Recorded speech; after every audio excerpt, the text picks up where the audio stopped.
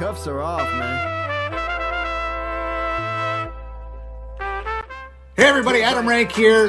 What's up, friends? Daniel Dopp here from the Fantasy Focused Football Podcast over on ESPN. It's Fabs here, Michael Fabiano from Sports Illustrated. You know who you can trust if you've got some questions about your fantasy squad?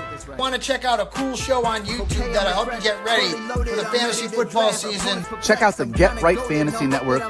Check out the Get Right Fantasy Network. If you are not subscribed, what are you waiting for? You want to lose your league? Head on over to YouTube. Check out the Get Right Fantasy Network because they're doing everything they can to make you a better fantasy player. You got to get right with the Get Right Fantasy Network. So go and roll your sleeves up. Yeah, go and roll your sleeves up. And I'm getting down cause I roll my sleeves up. And I'm getting right cause I roll my sleeves up. And I'm getting down cause I roll my sleeves up. And I'm getting right cause I get. What up? What up? What up, world? Welcome back to the Get Right Fantasy Network. I'm Mike Herrick, aka Classic Mike, and this is our Week 7 Active and Inactive Sunday morning show. I'm going to be going over some of the news and notes since our Friday show. Also giving you some updates on the rainy, gross Rams versus Jaguars in England, which is currently 21-0 Rams up with Devontae Adams 2 touchdowns so far, and going over the actives and inactives at 11:30, as well as answering some of your last second start sit questions leading up to game time. So I'm going to start off with some news and notes to kind of get us going. Jacoby Brissett, he will be starting for the Arizona Cardinals today versus the Packers. Kyle Murray is going to be sitting another week.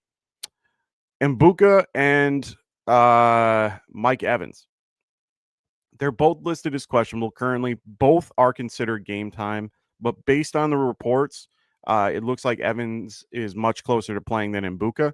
But I really, they keep saying that there's a good chance that he can play next week for Mbuka.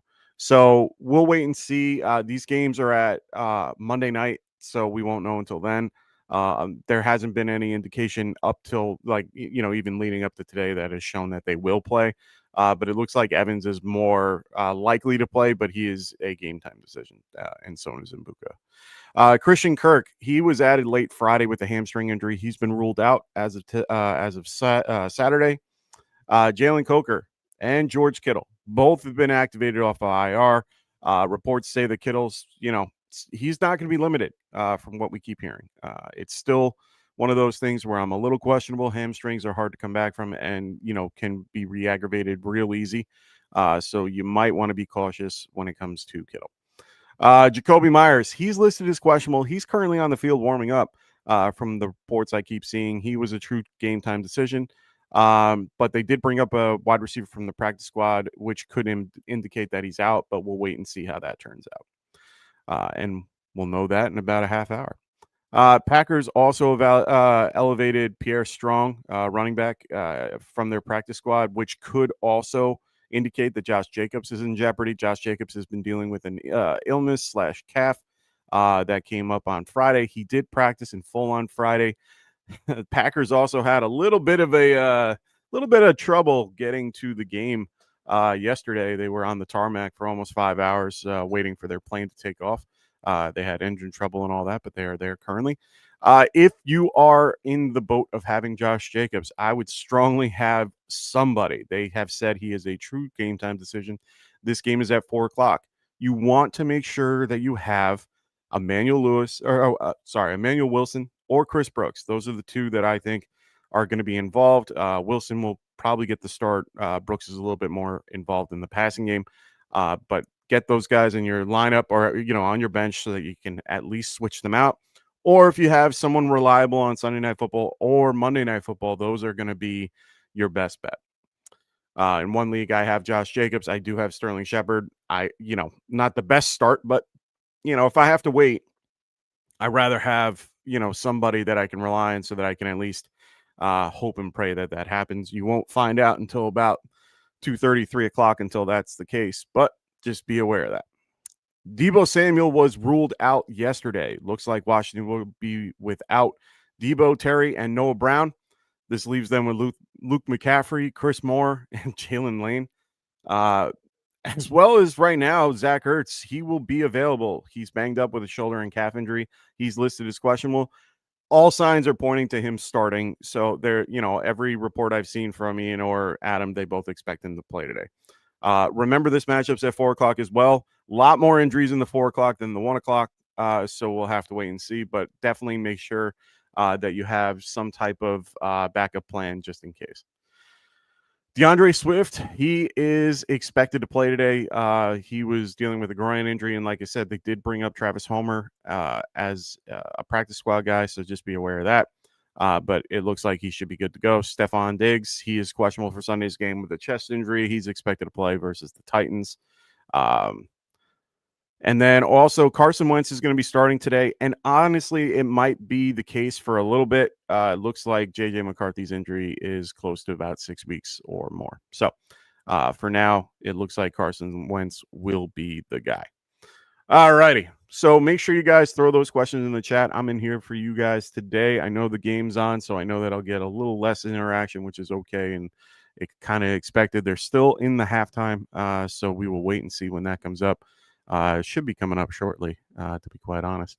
But I'm here for you guys. I'm here to answer any of your questions. I will not be here next Sunday. I'll be upstate. My dad passed away back in June, and we are doing a nice ceremony for him upstate where he used to live as a child. So spreading his ashes up there and, having a good time with the family. So we will not be here on Sunday. I'll be here on Friday, though. Well, maybe. We'll see. I have to be up really early on Saturday, so we'll see how I am on Friday.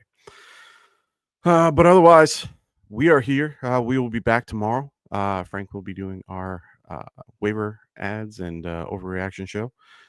Phil will be here doing dynasty picks and doing all types of stuff. He was here on Friday helping me out with our start sit questions, and then Frank will be back to help you with your roster management on Wednesday and then back on Friday. So check us out if you haven't already. If you're new to the show, I'm here to answer your questions. I currently have nothing in there, so I can't really answer any questions for anybody. Looking at the games that we have, a couple other little just notable things going on. There's some really bad weather out in Chicago and Cleveland. Just getting some news now. Mike Evans is likely to play, and Buka has a real chance to play. Interesting. But unfortunately, this won't be noted until game time. I really hope they don't play him. I hope they don't play him, Buka. The last thing we want is for him to re-injure something. I'm assuming he'll be a little more limited than Evans, because Evans is a little bit, farther ahead. It's good to be young. That's probably why he's been not that hurt. So at this point, we'll wait and see, but it looks like it's more likely, a real chance to play. I'm not playing him if I have him. I'm just too kid's fantastic, not taken away from the talent. It's the him re-aggravating something, something going wrong. Like, I don't want to be, I don't want to have that 0 on the board if, God forbid he's out for one play and is like, nope, I'm not playing. I'd rather have somebody else. Especially that it's a Monday night game, a Monday night game. I'd rather have somebody that I know is going to be getting me points, even if it's a little, more than that. So what up, Smokey? How you doing, brother? Great to have you here. They're just about to kick off in the Rams-Jaguars games. I believe the Jaguars are getting. So Smokey goes, play Emmanuel Lewis over Henderson if Jacobs is out. Also, who would you drop for rest of season? This is gross. I mean, not gross. Those are great options. But Emmanuel Lewis over Henderson if Jacoby's out. Henderson plays at, I thought Henderson plays at 1. Yeah, he plays at 1. I might be more willing to play Henderson over Wilson just because I don't know what's going to happen. Both games are okay. The point totals are relatively gross. I would probably play Henderson just because I know that he's at least involved in the offense in one way or another. I just don't.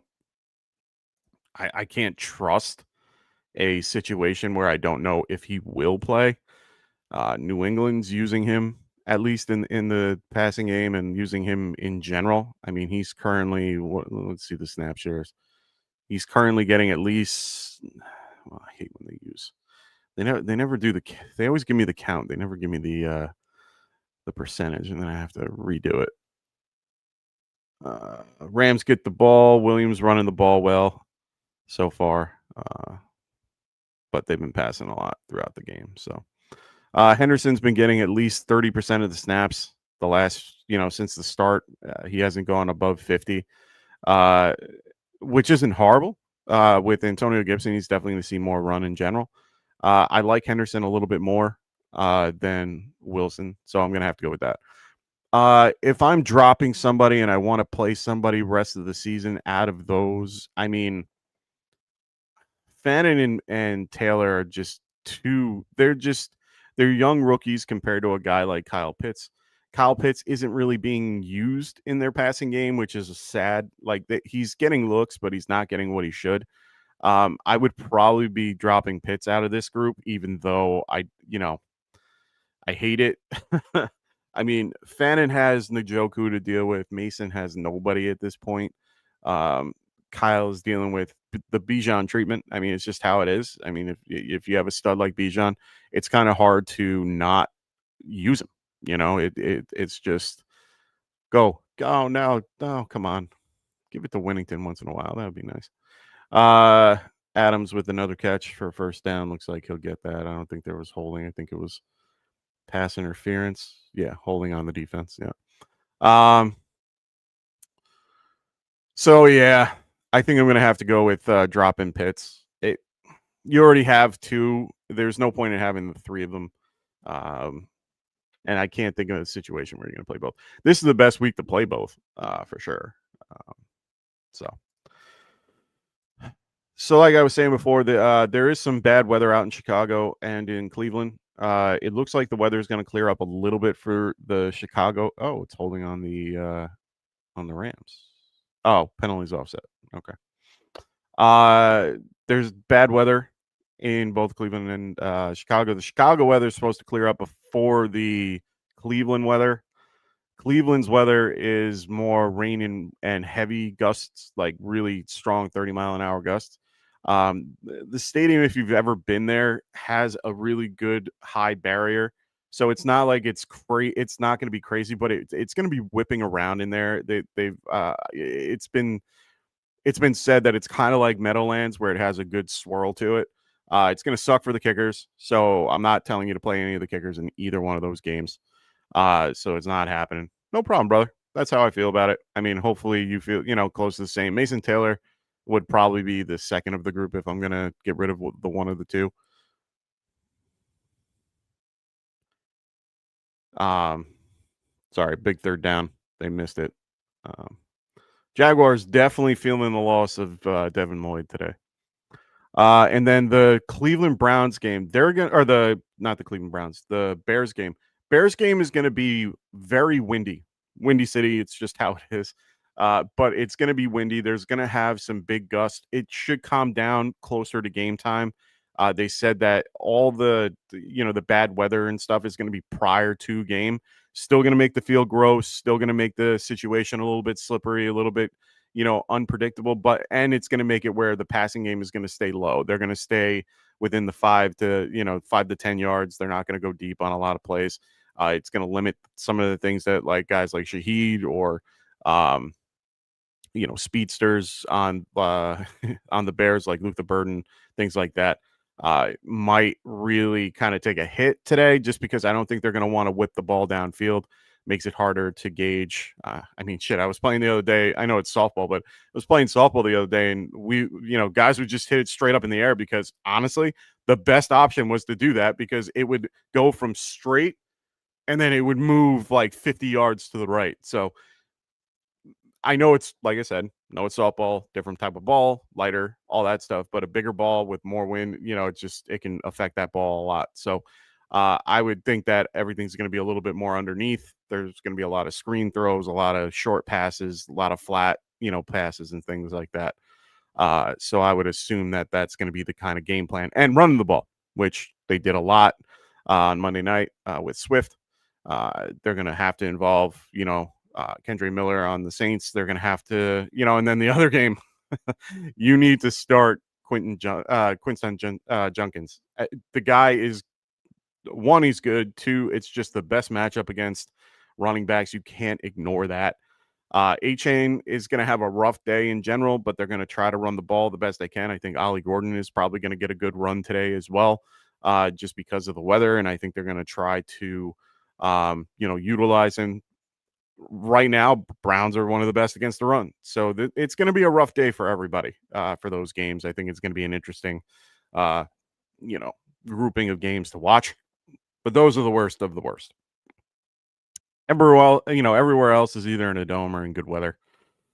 So we got, those games you don't have to really worry too much about when it comes to that. Coin flips for those.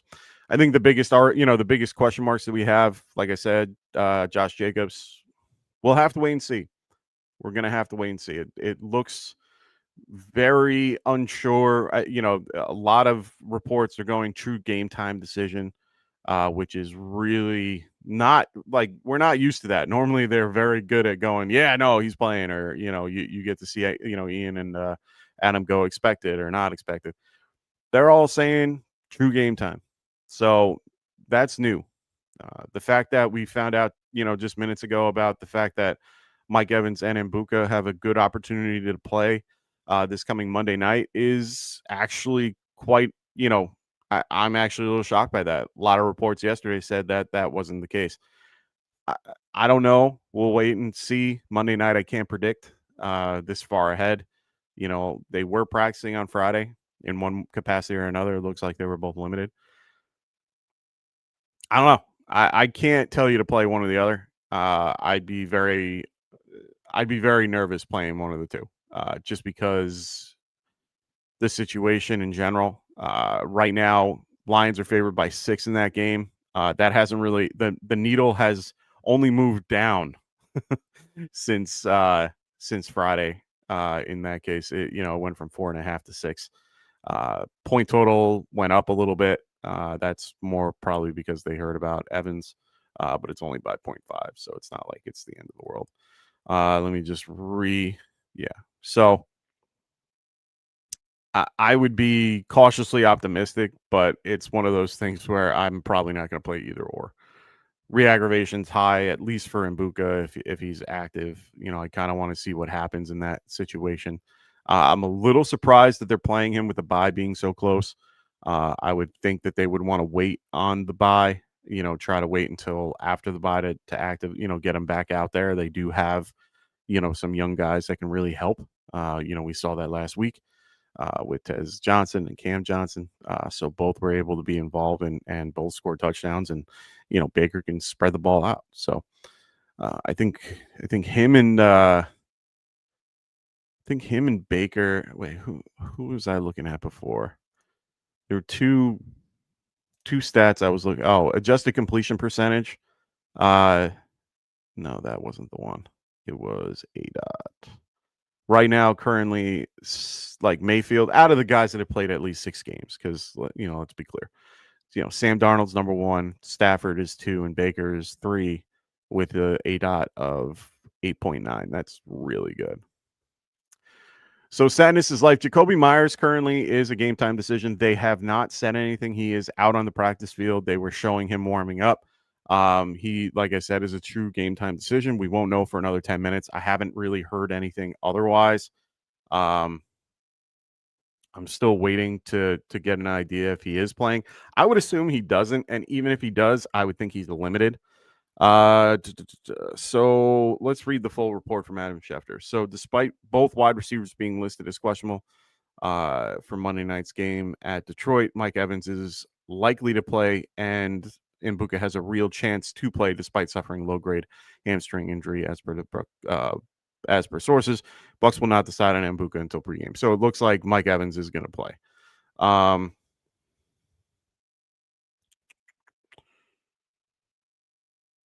Okay. Looks like Landon Dickerson is back out there too. Like I said, I haven't seen anything about Jacoby. I'm still waiting, other than the report that shows him warming up currently. Lindsay 30. I don't know how to pronounce that. He's out there.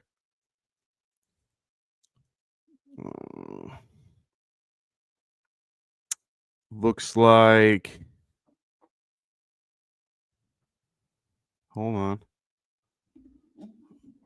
So the Dolphins are making a change at their QB depth chart for today's game. Quentin Ewers will serve as the backup to Tua. That's kind of gross. Lander Dickerson is in uniform and will start at left guard, so that's good. And it looks like Jalen Carter is going to be active as well. It looks like Grady Jarrett is going to be active. Wait, he was expected to be active, but will now not be. Ooh, that's kind of big. Big for the at least for the Bears, or not for the Bears, for the Falcon, or no, for the Saints. That's kind of a big deal. Oh, nope, nothing there. Man, Trevor Lawrence having a rough day today. Really rough day. Sorry for those that are in the in our Discord that I haven't been able to post these things. It's kind of hard to do 15 things at once. I always encourage people in the Discord, if you're going to be here, make sure you guys are, if you're going to want to know about updates on players, to definitely watch me on Sunday morning. It's just the easiest way to get your answer. I do post throughout the day, throughout the week, with about, injuries and things like that. So make sure you guys check out our Discord, which is listed below. I consistently keep up with everything, and I try to be quicker than Sleeper, which I know a lot of people get their news from, and even from Twitter. But I do my best to make sure that you guys get that information first. I want you guys to have that information before your teammates. I tend to get it before a lot of guys, but some people beat me. Oh, almost a really good catch by Brian Thomas Jr. That was almost a really nice catch. Curl did a really good job, but it looks like it's going to be pass interference on Curl. Or holding. Yeah, same concept. First down, 15 yards. All right, that one's getting updated. Still waiting on guys like Jacoby Myers. He's the main guy to look at for today. Like I said, there's a lot of questionable tags for guys that are playing outside of the 1 o'clock games. There's only really one or two for the 1 o'clock. So just waiting to hear on those. Make sure you guys throw those questions in the chat if you haven't already, just so that I can, answer your questions. Otherwise, I'm just going to be sitting here talking to myself. Oh, boy. Oh, boy. This game is gross so far. Jonathan Smith, what's going on, man? Great to have you here. He goes, do I play Sutton or Diggs? Then who do I play, Mason and the loser of that pick? Full PPR. Honestly, I like both. I really like both Sutton and Diggs today. I prefer Sutton over Diggs just because of the matchup against the Giants. I think he can have a really good day today in general. Diggs, I don't hate the matchup either against the Titans. I think they're both pretty good. Full PPR, I'd probably prefer the two of them over Mason, just because of the nature of what Mason is. He's a downhill runner. He'll get a lot of the, he'll get 20 plus touches, of course. But a lot of it, I could see his stat score being, 20 for 60 and, maybe a touchdown, but he's not going to be involved in the passing game. And that's where the issues lie for full PPR. Jalen Carter is back. Jordan Davis is healthy. Like, their line is better. I would be a little less optimistic about him, and I'd probably be a little bit more on Diggs in general. Diggs has been doing well as of late. Let me just get numbers so I don't talk out my butt. But from what I remember, He has been doing incredibly well. He went 7-5-3. He's averaging about six targets a game, roughly, going against the Titans, who are probably one of the worst right now. Let me just look up something real quick. I think they run about 32% man coverage, which, tends to do well. Let's see. I do think. Let me just check New England real quick.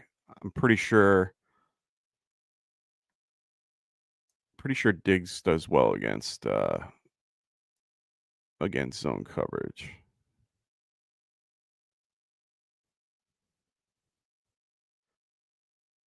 Yeah, Diggs does very well against zone coverage. I like that a little bit. I'm gonna go with Sutton and Diggs, and just it. Like I said, if the guy that would be on like the cusp, like the if you were unsure, it would be Mason and Diggs. I would, I'm in between on those two, but I feel a little stronger about Diggs in this matchup.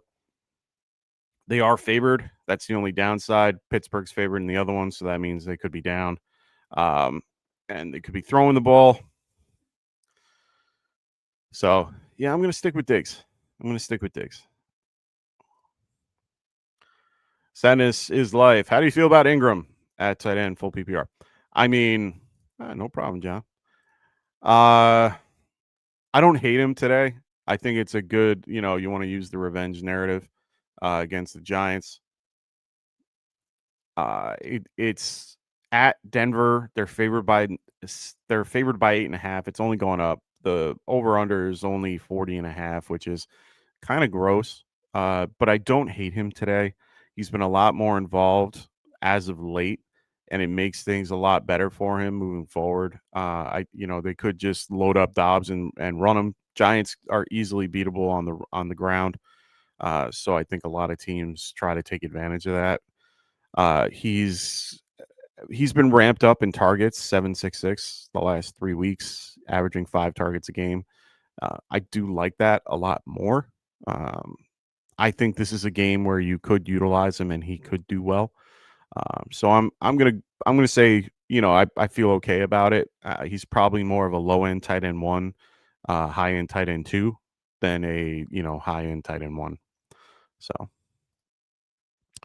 John goes, would you play Herbert or Caleb? Unfortunately, that's a sad question to be asking at this point. Not, most of the time I would be telling you to play Justin Herbert. I think I'm going to still do that. Right now, Herbert's had only one top 5 finish, and Caleb has only had one as well. Looking at the numbers, Herbert's been able to run the ball. I think his biggest problem has been the fact that he hasn't had Joel Alt on the left, and that's been hurting their particular production. I think this game versus the Colts is going to be a fun one, to say the least. But I do think Herbert is a good option. He's finished at least top 12, finished top 12 twice, top 15 twice, and then otherwise has been, kind of miserable. But he is getting Quentin Johnston back. He is getting, just pieces to help him. And Vidal has been, surging. I'm not a big fan of Caleb, and especially with the game, with the wind and all the crap that's going to be happening there. I'd rather have the guy in the dome, to be quite honest. So I think I'm going to be going Herbert for this one. What up, the Schmitty? He goes, McManus, Gay, or Fairbairn? I think I had you having Gay last time we spoke. I think we're going to stick with Gay in this particular situation. They're in a dome. I'd rather have the guy in the dome at this point. That's a fumble. Oh, they're going to give him that? Whatever. Never know what a fumble is anymore. I don't mind McManus, but he has been dealing with injury as of late. I mean, he's probably going to play. There hasn't been any indication that he doesn't. Better offense as a whole. I do think the biggest caveat is that right now the Commanders currently don't really have anything to move the ball downfield, which scares me a little bit, which means they're not going to be in field goal range in most situations, unless, Jalen Daniels can get them in that type of scenario. Gay is not Aubrey. He cannot bomb it from 60 and be accurate. He's better from 50-ish, from that 50-52 section, and he's much more accurate from 40. So they have to at least get it to the 30 just to be even usable. Fairbairn is a little bit better at 50 or better, but at the end of the day, they're going against Seattle. Seattle's been pretty good in general. I am less likely to want to play Fairbairn just because of the fact that it's outdoors. We don't know what's going on, but he's probably the better kicker of these. Like I said, the coin flip for me is that they're indoors, so I'd rather have that. So Jonathan goes, also, I heard the weather in Cleveland is going to be horrible. What does that mean for Junkins? Wonderful things. Wonderful. You're going to be fine. You're going to be fine. They're going to run the ball. They're going to have a good time. They're going to run against one of the worst defenses against the run in the league. I have no problem playing Junkins today. He is actually my running back 5 on the week in my rankings. I moved him up. He is considerably better in this situation. I almost want him in the top. I almost put him as my RB1, but it's hard to kind of pass up guys like Taylor, Gibbs, McCaffrey, and Bijan. I definitely put him in that 5 spot.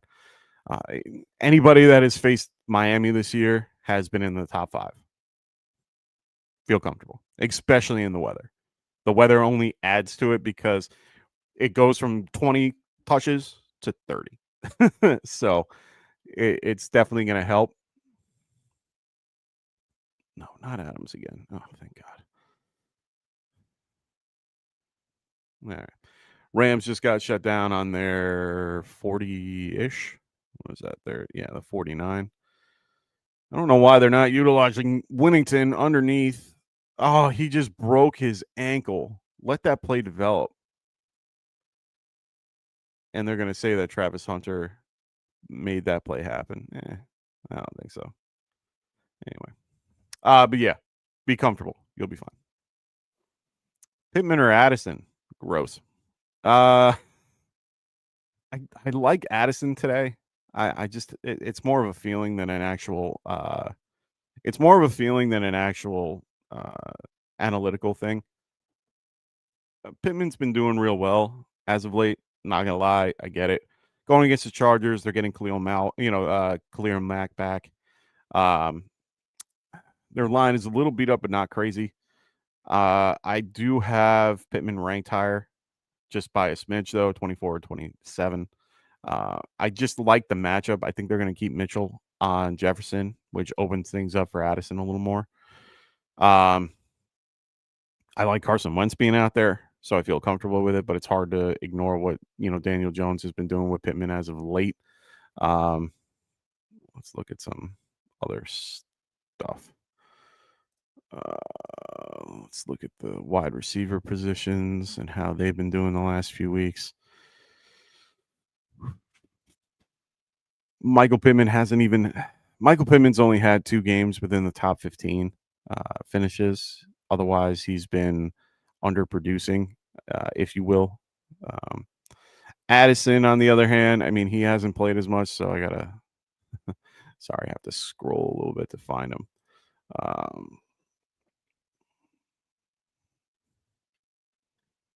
Just to find his numbers. He was 21 finishes in wide receiver 21 and 19.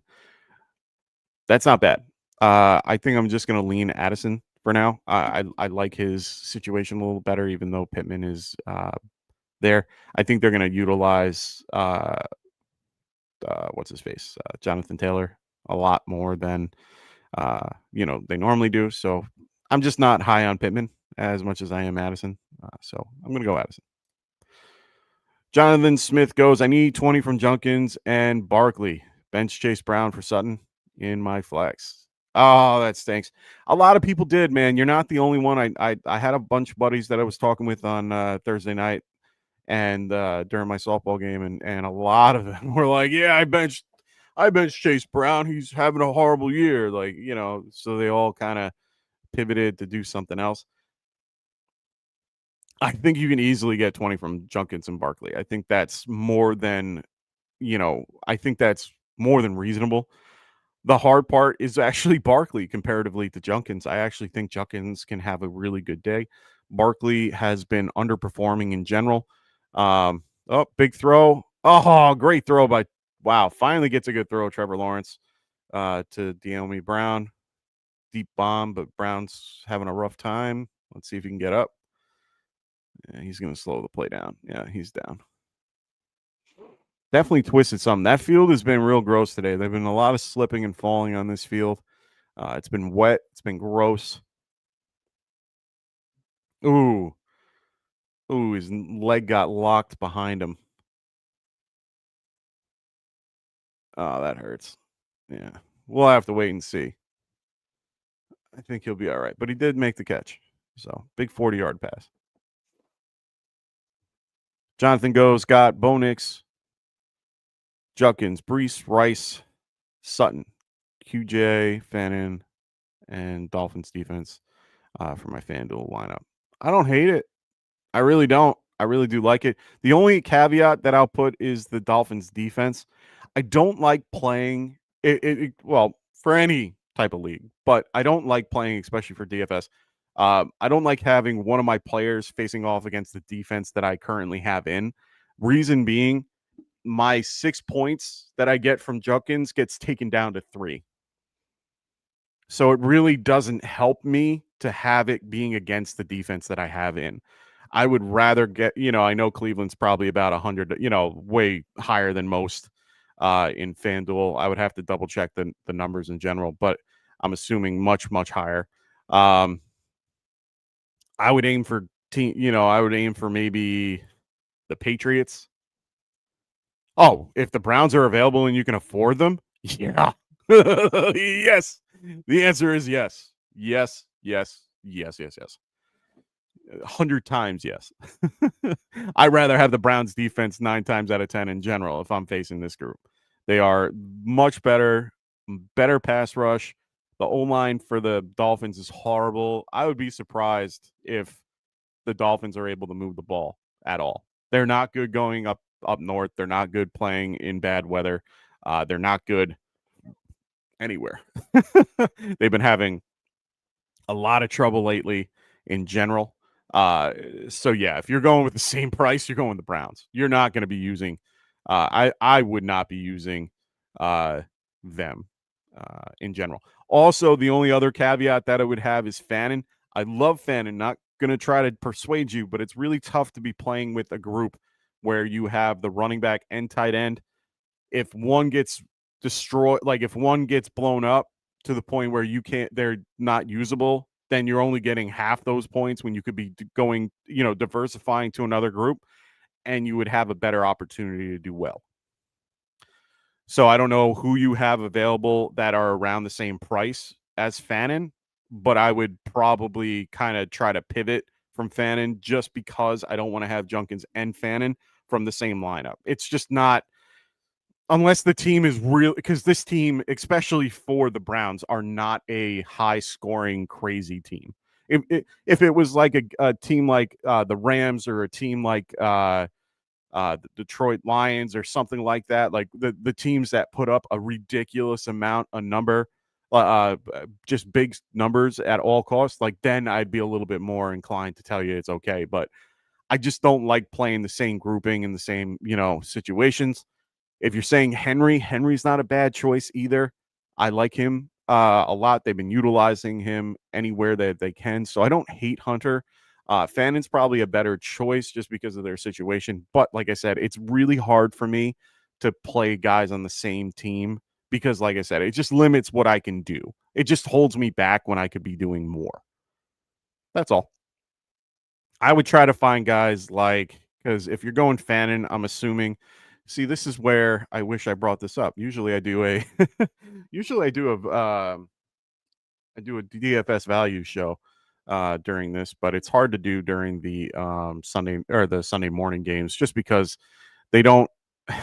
It doesn't help because they tend to take up a lot of the time because a lot of people don't come and watch me, which is completely understandable. I would rather be watching that game too. So, you don't have any issues with me. Why aren't I getting any updates?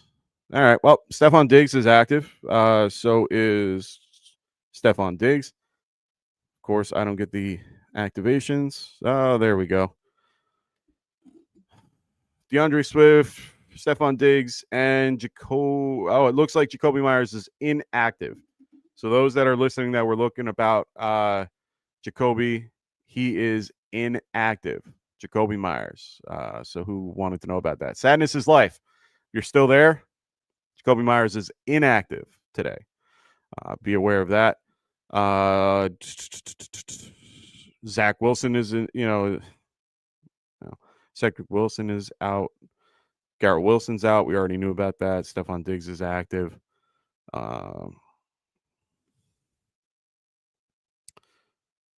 Calvin Ridley, we already knew about. Yeah. So, got caught up on that. Sorry about that. Normally, my phone was a lot quicker than that. This is why they need to upgrade their PC model. So I'm just trying to get to a contest to give you a better understanding of who might be available in that spot that you could go for instead of using Fannin if I had to. So let's look at the tight end. Let's look at Fannin. You got Hawkinson, Juwan Johnson, Gatson, Theo. Oh, I'd go Zach Ertz. Love the Zach Ertz pick today for you there, Jonathan. Zach Ertz is in a good spot for you. Evan Ingram's in a good spot for you. Cole Kmet could be in a good spot. Kind of opens things up a little bit for you money-wise, too. You go from spending the 55 to 51, opens things up for anything else that you might use. Love the lineup otherwise. I like Rice, Brees. I like that whole thing. Maybe it can up your boat, 400 for Bo Nix would give you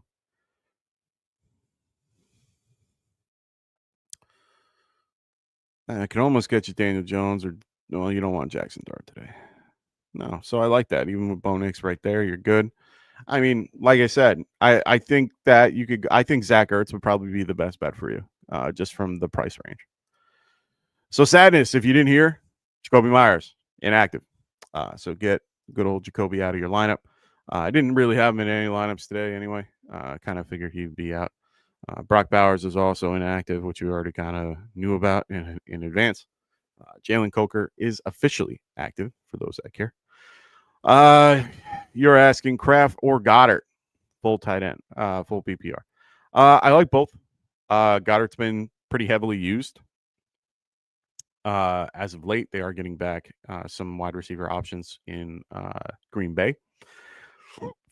I think that the game versus the Eagles is going to be tighter, which means this game might need to use more of they just might tighter games make it more where I want to be involved with the pass catcher comparatively to the Packers, who are favored by 7. So I might lean Goddard, even though I like Kraft better, if that makes sense. I'd rather have the guy that I know that's going to be heavily involved because of the fact that it's a tighter game and that they're going to have to throw the ball to be, to stay active. He's pretty involved tight end wise. Let me just get my number real quick. He has been so far he's getting at least averaging 6 targets a game, 9 and 11 the last 2 games. It's pretty good. But you want to look at Green Bay and how he's been doing target wise and being involved. He's only averaging 4 targets a game. I like Goddard just a smidge more. So I'm going to go Goddard in full PPR. What up, Patrick? Great to have you here today. Yo, yo, yo, Big Blue. Let's keep this energy going. Hey, man, I'm excited. Can't wait. 4:00 game, which is always rough for Giants fans because we're always so used to them being at 1. But at the end of the day, really excited. Patrick goes, so Chris Moore or Pittman and Kraft or Kittle? It's hard to not play Pittman, my friend. I would probably prefer playing Pittman. It's a tougher matchup for him. But Chris Moore to me is hard to play as a last minute pickup. I don't hate him. I just don't have him ranked high just because of the fact that I would rather be playing so many other guys than him today. Dallas is a great matchup. He is the only other guy in the field. He is probably going to lead them. A lot of people keep leaning McCaffrey. A lot of them, keep leading Lane. A lot of them keep leaning Zach Ertz. There are just so many unknowns. I'd rather have Pittman, who is a little bit more involved in their particular offense and has been doing well as of late. Just looking at his usage numbers in general, I don't understand why they don't just keep running Kyron. Blake Corum doesn't look good comparatively. He's averaging 6 targets a game, which is good, 6.3. I'm going to be going with Pittman for sure.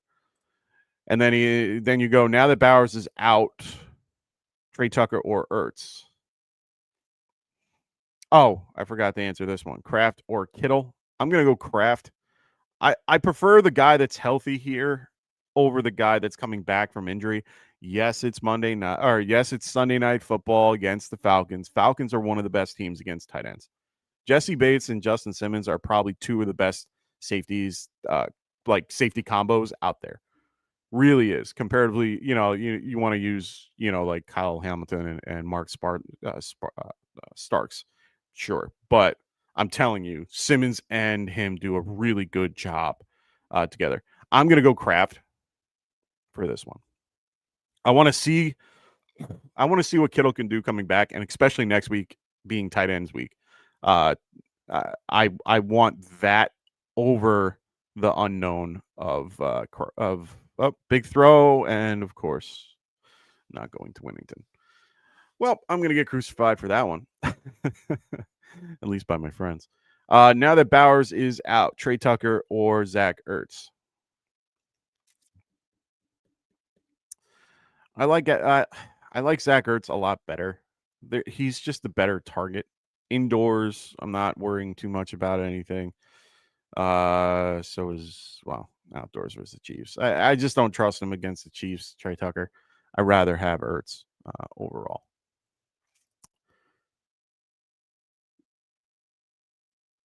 I already answered that. Yeah, it's definitely Kraft. I'm just going to play Kraft. It just makes more sense. I want to know what's going to happen to Kittle. I have Kittle in a couple of leagues where I have like Sam Laporta and Trey McBride and so on and so forth. I'm rather play all the I have a situation where I need to play flex spots, like my tight ends as flexes. I don't want to start Kittle. Now, will I play Kittle if Josh Jacobs is out? Yes, I have to. I have no choice. But I have a choice, but I might have to play him over a guy like Wan'Dale Robinson, who's going to be having Patrick Surtain all day. So for me, I feel more comfortable in that scenario where I'm forced to play him. If I'm not forced and I have an option, Kraft is the guy. Sadness is life. He goes with Chuba Hubbard back. How does Rico Dowdle do? We talked about this a little bit on the Friday show. I feel like it's going to be a 60-40 split battle. And I think it's really, they still say that it's unpredictable, that they're going to be splitting carries at this point. They're going to try to keep it even. I think it's going to be more of a 60-40 split. It's kind of hard to stop a guy that's been on fire. The guy has more rushing yards than most teams do currently at this point in the year. Like, he's got over 400 plus yards. I think he has like 500 plus yards in 2 games comparatively to anybody else. And I think that's total yardage, but still, he has more total yardage than some teams do because he's just been so good the last few weeks. Hubbard hasn't been doing what Dowdle has been doing in that lineup. I think they're going to try to utilize both. I think they're going to ease Hubbard back in, which would mean a 60-40. For me, I rather have Dottle. But I understand it's tough. I have Dottle out in a couple leagues, but I have to play him in a few. It's really based on your scenario and who you can put in, who you can't. Patrick goes, I missed that. Trey Tucker or Ertz. Ertz. I would go Ertz. I don't like playing tight ends in my flex unless I have to. Ertz is the rare exception to that rule, just because of the scenario that's going on with Washington currently. They're in a bad situation, going to guys that haven't really touched the ball a ton, not heavily involved as they should be. And at this point, I rather have that. Ertz has been averaging 4 targets a game, got 6 last week. The only dud is of 1 that he had in week 5. Other than that, he's been averaging at least 4 to 5 targets a game. I don't hate that. Trey Tucker has a higher ceiling for sure. So it's one of those scenarios that if you're down, like if you play Chase or you play Chase and Devontae Adams, let's just say you're facing Chase and Devontae Adams today. You're playing Trey Tucker. You need the ceiling. You need to be able to win. If you are up currently and you had Chase and Devontae Adams, you're playing Ertz. You're being safe. You're getting the points you need and doing better. Like, that's how I play. So that's my only caveat to that. I just like Ertz a little bit better. Oh, you had Higgins on the bench. That's tough, man. A lot of people did. A lot of people were unsure about Joe Flacco against the Steelers. I was one of them. I'm not going to lie. You know, that was a really interesting game to see. I was really happy that it happened the way it did, just because of the scenario. I'm rooting for Joe Flacco, hoping Joe has always been one of those guys that I've just always rooted for in one way or another. I always root for the older quarterbacks. Sadness goes Dottle or Addison. I'm assuming this is full PPR. If it's full PPR, I might lean Addison just because of the concept of full PPR. Dottle is involved in one way or another. But with the split, I mean, they're both essentially getting split here. Yeah, I think I'm going to lean Addison if it's full PPR. If it's half or anything lower, it's Dottle. That's my caveat. And, Jets, to give them the credit where credit is due, last 3 games, let's just get an idea of the last 3 games that they have played. Jets are 23rd. They rank 23rd in general of DVOA. Let's see. They are currently, 23rd in the league against the run. I might lean Dottle, actually, after looking at this a little more. Yeah. Yeah. I like Dottle. I like the guy. It's hard for me to play him in some situations. Addison, though, like I said, he's just been on fire. He's at least had 2 finishes, within the 24. He's been a wide receiver 2 the last few weeks. Even with this last game that he played, he was out for a whole quarter, and he still finished with a really good, outcome. Dottle, on the other hand, has just been on fire. It's hard to not start him, but with Chuba behind him, it's kind of hard it's kind of hard to be like, oh yeah. We still have 2 international games? Jesus. NFL, come on. Do you hate the Sunday morning cruise of fantasy football? I think you do. I think you are currently really just messing all of that up for us. We just want to be heard on Sunday morning. This is my time, not your time. I'm only kidding. Still 21-20. Jags had to kick the ball. Looks like the Rams are getting the ball first and 10 on the 16-yard. They're 16.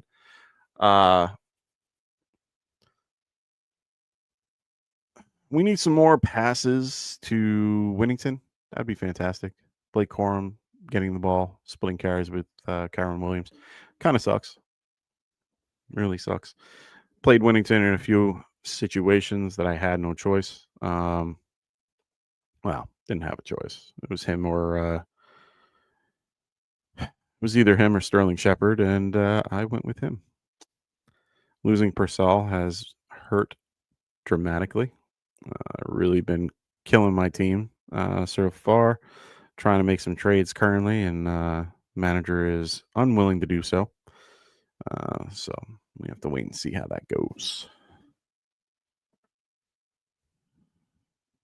Can we just give the ball to Kyron if you're going to run it? What's the point of running Blake Corman, who just keeps getting stuffed at the line and probably one of the worst rushers this year? Just I don't get it. It's just upsetting. Oh, there he is. Of course, you bring him in on third down. Anyway, keep throwing those questions in the chat if you guys have any. I am here to answer those questions. Like I said, Jacoby Myers is out today. We got Stephon Diggs active. We got a few other guys active as well that we were waiting on, but the big news of Brock Bowers and Jacoby Myers, both of them are out today and inactive.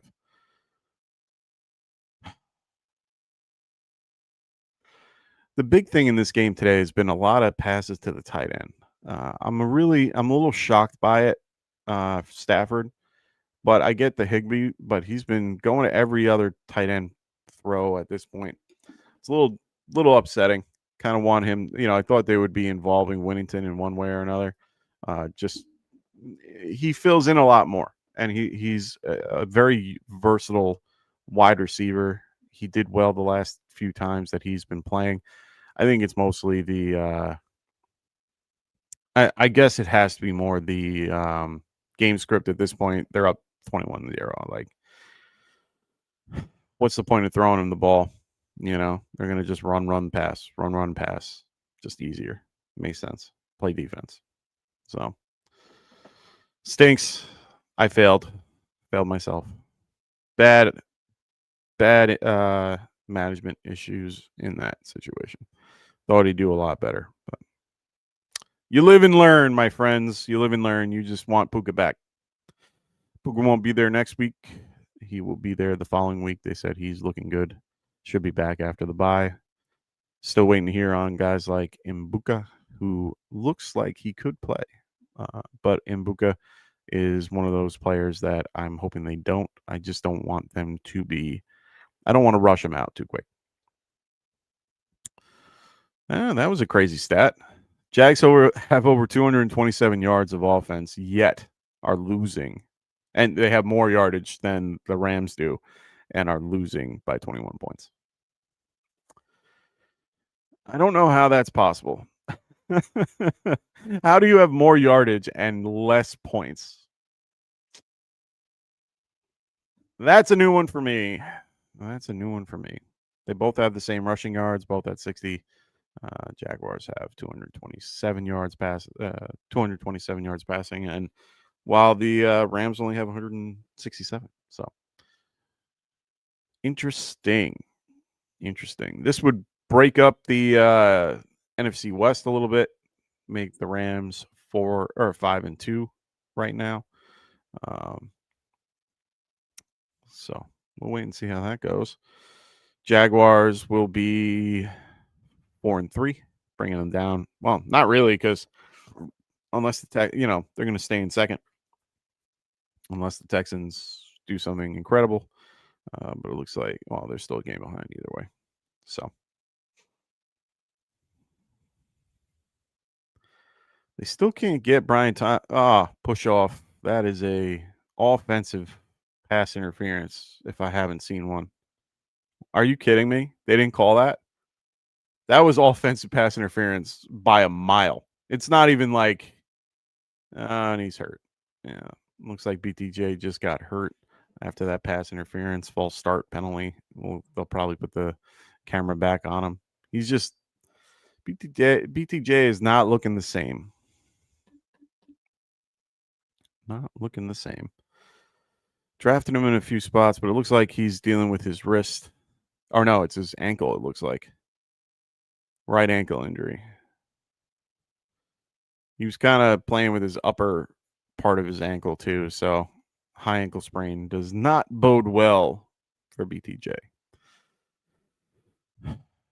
Parker Washington looks like he'll be a very big ad this week if you didn't already drop him. Yeah, because Parker Washington's been heavily involved in this game in general. Let's get you the stats real quick. He has been, Parker currently has 3 catches. He's got 7 targets on the day. That's huge. 7 targets. They have been getting Travis Hunter a lot more involved, 9 targets today. So just something to keep an eye on. If BTJ is out, Parker Washington would take a big step. So just a bad offense. That's the problem. Make sure you guys throw those questions in the chat. If I don't see anything for the next 5 minutes or so, I might wrap things up. I just want to, I want to be here for you guys. I don't want to sit here and just spout nonsense for, a couple hours. Believe me, for those that know me well enough, I don't mind doing it, but I got other things I can do at this point. Make sure you guys check out Underdog Fantasy if you haven't already. Please use the promo code GETRIGHT. They have a promo out currently. Play 5, get 50. They will help you with that. They, at this point, it's for Pick'em, and one of the best things out there currently is Boosttober.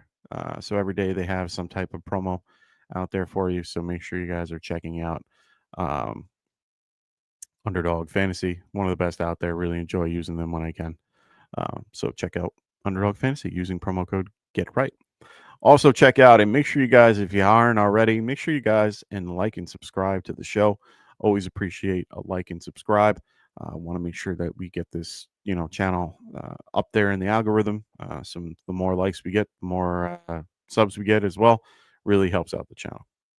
Also check out our affiliate channels as well, the Fantasy Football Tavern and the Extra Point with Phil, who I had on Friday, as well as Kendall for his channel as well. Also, we'll throw in Tycoon as well. He's been taking a little hiatus. Needs to get his life back together. Try to, take a break from the fantasy world, which I don't blame him. So now, just still make sure you guys subscribe to him. Always a really good info. I have the privilege of being a good friend of his and talking to him. So really like his advice. So make sure you guys are liking and subscribing to his show. All righty. With that being said, thank you all for joining me today. Really enjoy the participation today, even during a kind of a blowout in the Sunday morning game, which is fine. But really great to have everybody here. Hope everybody enjoys our other shows. We're going to be here Monday with Frank doing the waiver wire show. Tuesday with Dynasty stuff with Phil and or Kendall. Both could be here. Both will most likely be here. And then Frank on Wednesday, and then me on Friday nights, and me on Sunday mornings. I will not be here next Sunday. Like I said, I'm going to be doing something for my dad who recently passed. We're going to be spreading his ashes up in New York. So I will not be here next Sunday. Very questionable. Very questionable for Friday night as well. I need to be up very early on Saturday morning, so we will see how that goes. But otherwise, I will be back the week after that for sure. So good luck to everybody today in your fantasy matchups in week 7, unless you're facing me. I'll see you guys in a few weeks. Peace. Fantasy is the play. Marking often, but I tune every Friday. Strategies provide.